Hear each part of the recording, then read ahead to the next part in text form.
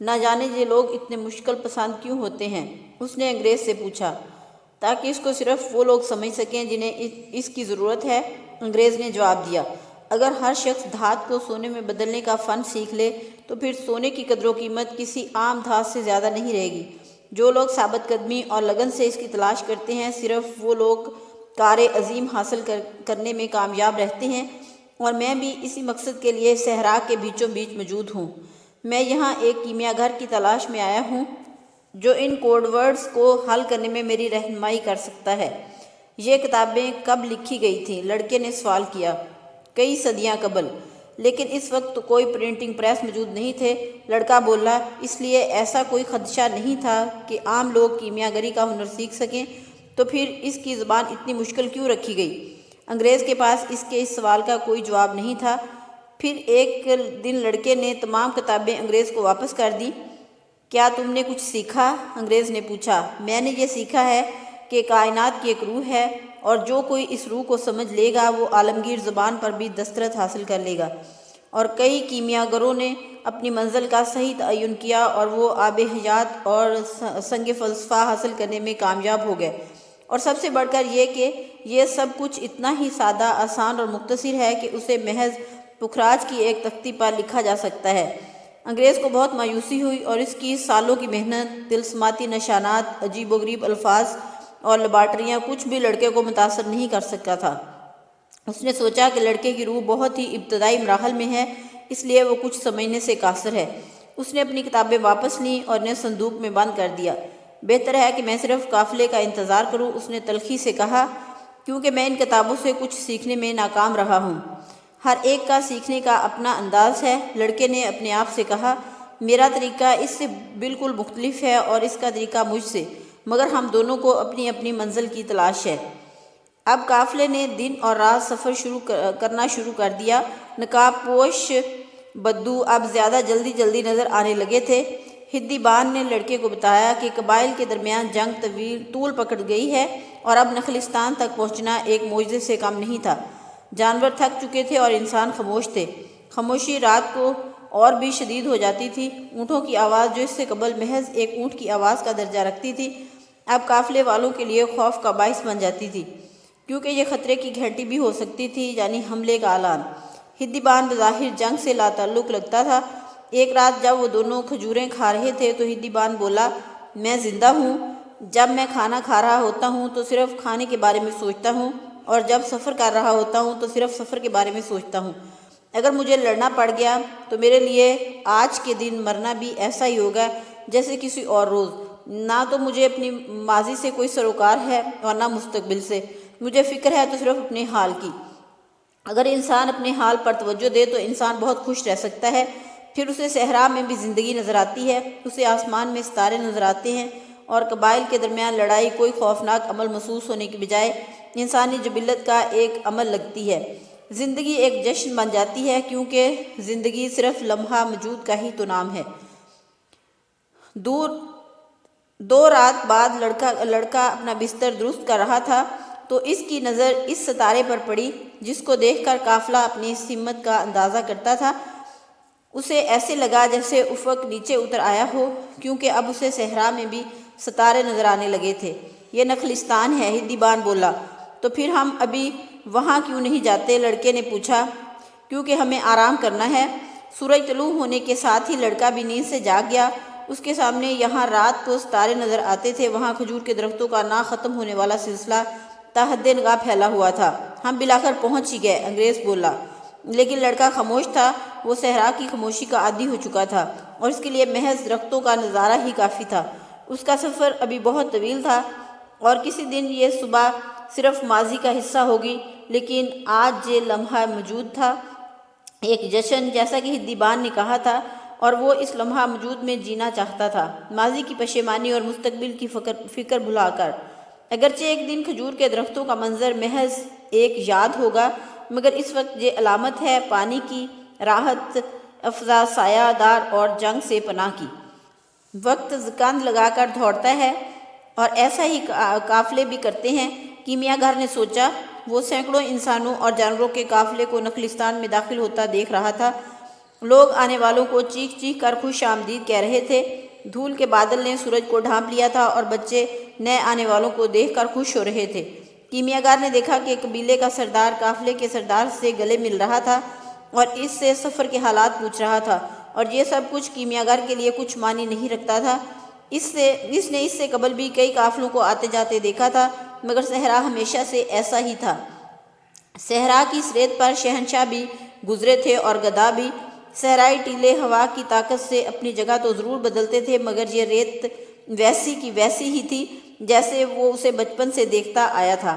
کئی ہفتے کے تھکا دینے والے سفر اور صحرا کی یکسانیت کے بعد نخلستان کا سبزہ دیکھ کر اہل قافلہ کے چہروں پر کھلنے والی رونق اور اسے ہمیشہ طمانینت بخشتی تھی۔ شاید خدا نے صحرا اس لیے بنایا تھا کہ لوگ کھجور کے درخت کی قدر کریں۔ کیمیاگر نے سوچا، اسے معلوم تھا کہ اس قافلے میں ایک ایسا انسان بھی تھا جس کو اس نے کچھ راز سکھانے تھے۔ اس نے اس انسان کو کبھی نہیں دیکھا تھا، مگر اس کی تجربہ کار نگاہیں یقیناً اس انسان کو فوراً پہچان لیں گی۔ اسے یقین تھا کہ وہ بھی اتنا ہی قابل ہوگا جیسا کہ اس سے قبل اس کے شاگرد تھے۔ لڑکے کو اپنی آنکھوں پر یقین نہیں آ رہا تھا۔ نخلستان جیسا کہ کبھی اس نے جغرافیہ کی ایک کتاب میں دیکھا تھا، محض کھجور کے چند درختوں پر مشتمل نہیں تھا، بلکہ اسپین کے کسی بھی قصبے سے زیادہ وسیع تھا۔ نخلستان میں 300 کنویں، 50,000 کھجور کے درخت اور بے شمار خیمے تھے۔ یہ تو کوئی الف لیلہ کی کہانیوں کا منظر لگتا ہے۔ برطانوی جو کیمیاگر سے ملنے کے لیے بے قرار تھا بولا۔ وہ دونوں بچوں میں گھرے ہوئے تھے جو اشتیاق سے نئے آنے والے جانوروں اور لوگوں کو دیکھ رہے تھے۔ مرد جاننا چاہتے تھے کہ قافلے والوں نے جنگ کا کوئی منظر دیکھا تھا یا نہیں، جبکہ عورتیں کپڑوں اور زیورات اور قیمتی پتھروں کی خریداری میں دلچسپی رکھتی تھیں۔ صحرا کا سکوت اب محض ماضی کی ایک یاد تھا۔ چاروں طرف لوگوں کی آوازیں تھیں جو خوشی سے ہنس رہے تھے اور کچھ چیخ رہے تھے۔ ایسا لگتا تھا جیسے وہ لوگ کسی روحانی دنیا سے یکدم زمین پر آ گئے ہوں۔ صحرا میں سفر کے دوران وہ لوگ بہت احتیاط برت رہے تھے۔ اب ہندیبان نے بتایا کہ نخلستان ایک غیر متنازع علاقہ سمجھا جاتا ہے کیونکہ اس کی آبادی کی اکثریت بچوں اور عورتوں پر مشتمل ہوتی ہے۔ نخلستان پورے صحرا میں موجود تھے، مگر قبائل صرف صحرا میں لڑائی لڑتے تھے اور نخلستان کو پناہ گاہ کا درجہ حاصل تھا۔ کافی مشکل کے بعد قافلے کا سردار پورے قافلے کو جمع کرنے میں کامیاب ہو سکا۔ وہ قافلے والوں کو کچھ ہدایات دینا چاہتا تھا۔ قافلے کو نخلستان میں اس وقت تک رہنا تھا جب تک قبائل کی جنگ اختتام کو نہ پہنچ جائے۔ کیونکہ وہ لوگ مہمان تھے، اس لیے انہیں نخلستان میں سب سے اچھی جگہ دی گئی تھی اور یہی مہمان نوازی کی روایت تھی۔ سردار نے اپنے محافظوں سمیت تمام لوگوں سے کہا کہ وہ ہتھیار جمع کروا دیں، کیونکہ دستور کے مطابق نخلستان میں ہتھیار اٹھانا منع تھا۔ لڑکے کو اس وقت حیرت ہوئی جب انگریز نے اپنے صندوق سے سونے کا پانی چڑھا ہوا ریوالور نکالا اور سردار کے متعین کردہ آدمی کو دے دیا۔ تم ریوالور کس لیے اپنے پاس رکھتے ہو؟ لڑکے نے سوال کیا۔ اس طرح مجھے لوگوں پر اعتماد رہتا ہے، انگریز نے جواب دیا۔ لڑکے کو فوراً اپنے خزانے کا خیال آ گیا۔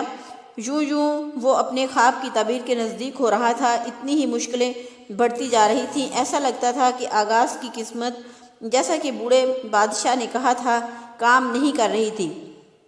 اپنے خواب کی تعبیر کی تلاش میں اسے مسلسل صبر اور ثابت قدمی کے امتحان سے گزرنا پڑ رہا تھا، اس لیے وہ بے صبری کا مظاہرہ نہیں کرنا چاہتا تھا۔ اگر وہ جذبات میں آگے بڑھتا تو ممکن تھا کہ وہ ان نشانات اور علامات کو نہ سمجھ سکتا جو خدا نے اس کے راستے میں رکھ چھوڑے تھے۔ خدا نے انہیں میرے راستے میں رکھ دیا ہے، اسے اپنی سوچ پر حیرت ہوئی۔ اس سے قبل وہ انہیں دنیا کی چیز سمجھتا تھا، جیسے کہ غذا اور نیند یا پھر محبت یا روزگار کی تلاش۔ اس سے قبل اسے یہ خیال ہی نہ آیا کہ خدا نے اس کی زبان میں اسے ہدایات دی تھیں کہ اسے کیا کرنا چاہیے۔ بے صبری مت کرو، اس نے اپنے آپ سے کہا۔ جیسا کہ ہندیبان نے کہا تھا، جب کھانے کا وقت ہو تو صرف کھانے پر دھیان دو اور جب سفر کا وقت ہو تو صرف سفر کے بارے میں سوچو۔ پہلے روز تقریباً تمام لوگ سو کر تھکن اتارتے رہے بشمول انگریز کے۔ لڑکے کو اپنے دوست سے دور جگہ ملی تھی، یہاں وہ اپنی عمر کے 5 اور لڑکوں کے ساتھ رہ رہا تھا۔ یہ سب لوگ صحرا کے باسی تھے اور انہیں لڑکے کی داستانیں بہت دلچسپ لگی تھیں۔ لڑکا انہیں اپنی زندگی اور کرسٹل کی دکان میں حاصل ہونے والے تجربات کے بارے میں بتا رہا تھا، اور اس دوران انگریز اس کے خیمے میں داخل ہوا۔ میں صبح سے تمہیں تلاش کر رہا ہوں، اس نے لڑکے کو خیمے سے باہر لے جاتے ہوئے کہا۔ مجھے کیمیاگر کو تلاش کرنے میں تمہاری مدد درکار ہے۔ پہلے تو وہ دونوں خود ہی کیمیاگر کو تلاش کرتے رہے۔ ان کا خیال تھا کہ کیمیاگر کا طرز رہائش نخلستان کے باقی باسیوں سے بالکل مختلف ہوگا اور اس کے خیمے میں بھی ایک بھٹی مسلسل روشن ہوگی۔ انہوں نے ہر اس جگہ تلاش کیا جہاں ان کے خیال میں کیمیاگر ہو سکتا تھا، لیکن نخلستان ان کے اندازے سے کہیں زیادہ وسیع تھا۔ ہم نے پورا دن ضائع کر دیا، انگریز بولا۔ شاید ہمیں کسی سے اس کے بارے میں پوچھ لینا چاہیے تھا، لڑکے نے تجویز دی۔ انگریز باقی لوگوں پر اپنے یہاں آنے کا اصل مقصد ظاہر نہیں کرنا چاہتا تھا۔ بالآخر وہ اس بات پر راضی ہو گیا۔ لڑکا کیونکہ اس سے بہتر عربی بول سکتا تھا، اس لیے انگریز کا خیال تھا کہ وہ لوگوں سے کیمیاگر کے بارے میں معلوم کرے۔ لڑکا ایک عورت کے پاس گیا جو کہ کنویں پر پانی بھرنے آئی تھی۔ صبح خیر، میں ایک کیمیاگر کی تلاش میں ہوں جو اس نخلستان میں رہتا ہے، اس نے عورت سے کہا۔ عورت نے اسے بتایا کہ اس نے اس سے قبل کسی کیمیاگر کا ذکر نہیں سنا تھا اور جلدی سے جانے کے لیے مڑی۔ جانے سے پہلے اس نے لڑکے کو بتایا کہ اسے چاہیے کہ وہ کالے لباس میں ملبوس کسی عورت کو مخاطب نہ کرے۔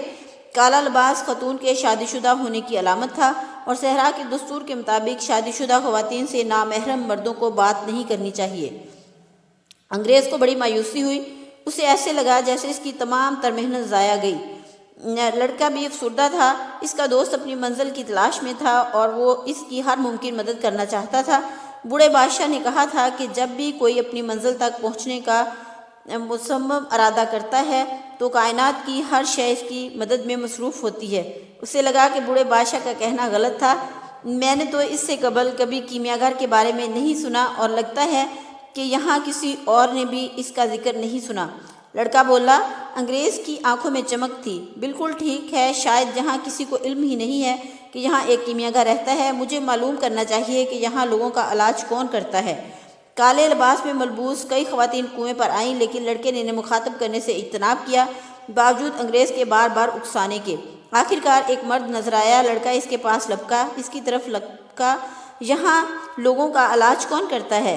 اللہ۔ مرد نے آسمان کی طرف نظریں اٹھا کر کہا، شاید تم جھاڑ پھونک کرنے والوں کی تلاش میں ہو۔ مرد نے قرآن کی چند آیات کی تلاوت کی جو لڑکے کے سر کے اوپر سے گزر گئیں۔ ایک اور بوڑھا آدمی کنویں کی طرف آ رہا تھا۔ لڑکے نے اس سے بھی وہی سوال کیا، تمہیں ایسے شخص کی تلاش کیوں ہے؟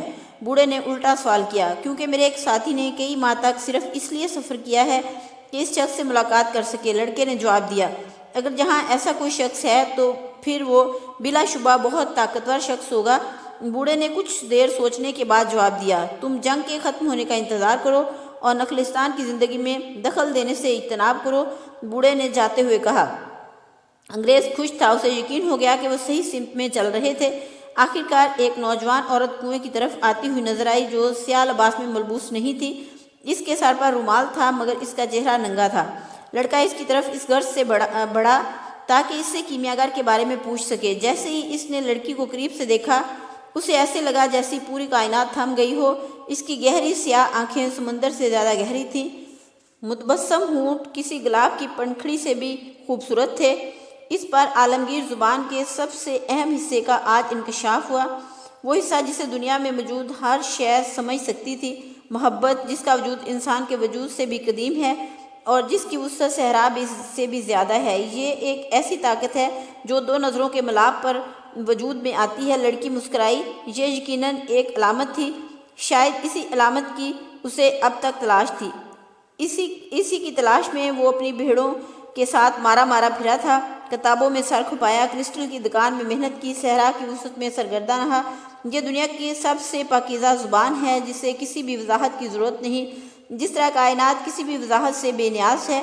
لڑکے کو ایسا محسوس ہوا جیسے وہ دنیا میں موجود واحد خاتون کے ساتھ ہے، اور اسے لگا کہ بغیر کوئی لفظ بولے لڑکی نے اس کے احساسات کو محسوس کر لیا تھا۔ اس کے نزدیک اس حقیقت کا وجود دنیا کی کسی اور حقیقت سے زیادہ تھا۔ اس کے نزدیک صرف یہی ایک حقیقت تھی اور باقی سب فریب۔